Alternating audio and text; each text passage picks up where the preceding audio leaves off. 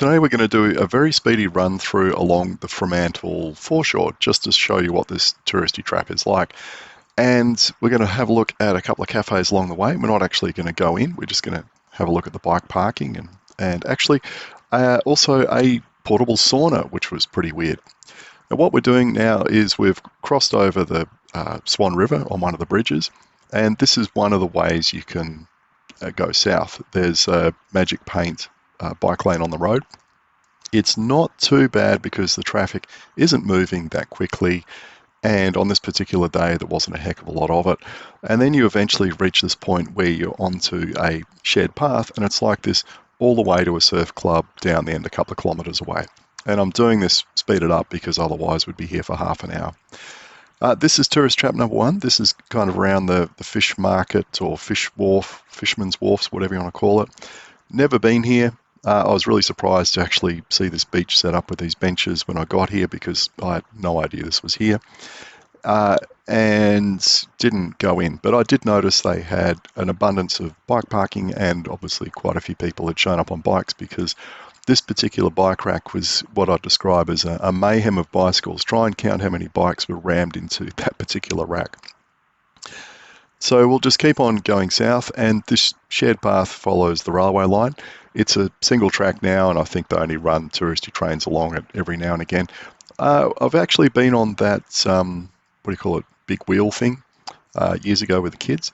And I pulled in here to this brewery just to have a look at their bike parking and was interested to see there was a dad turning up with his kids to go to the brewery.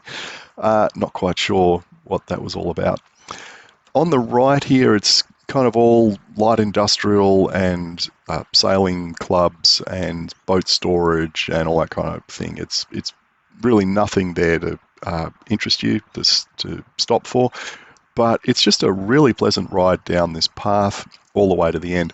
There's a couple of crossings to go across for things like entrances to the sailing club, etc., but otherwise it's a very cruisy ride. And whilst there were a couple of people out in Lycra, everyone was really taking it quite easy and not hammering down there. There was just lots of casual people. Here's the sauna I mentioned with their generator. I didn't really get some good footage of it, but someone set one up in a container.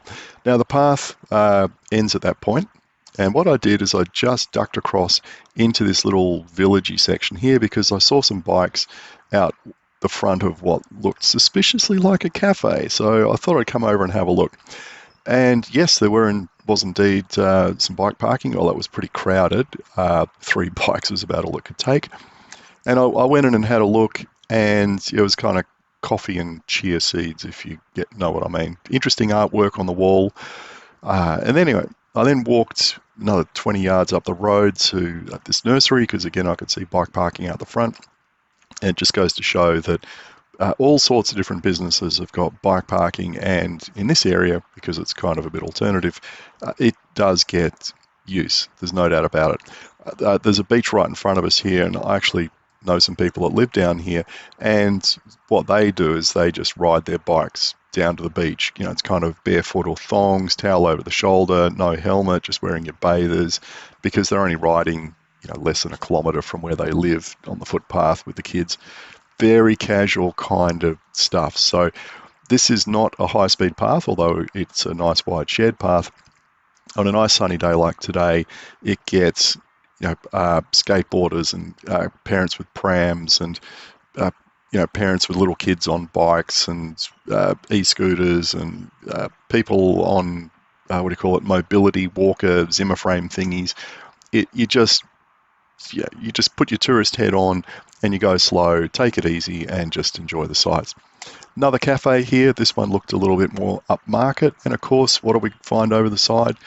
The ubiquitous bike parking. Not in a high visibility location, but what the hell. I then rode the wrong way up this one-way street on the footpath just to have a look at it. And again, lots of bike parking out the front of these businesses.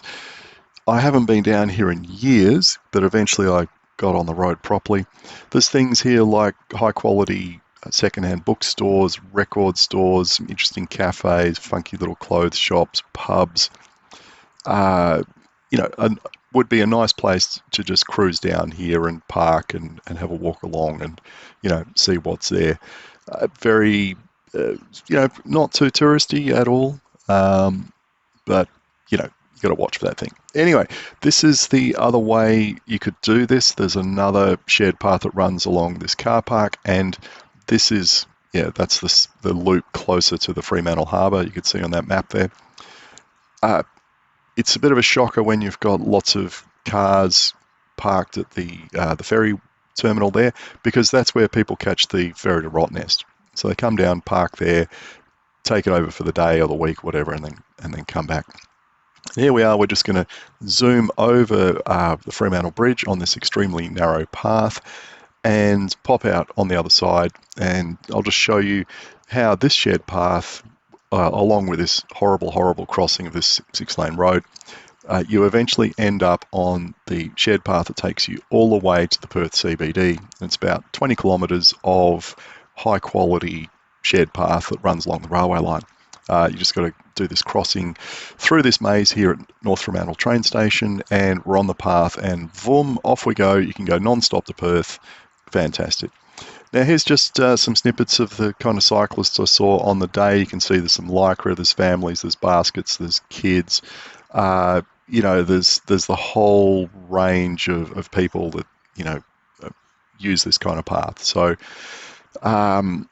it's very pleasant. Definitely worth a look. And, if you're in the Perth CBD and you don't mind a 50k round trip, it's, definitely worth going down and having a look.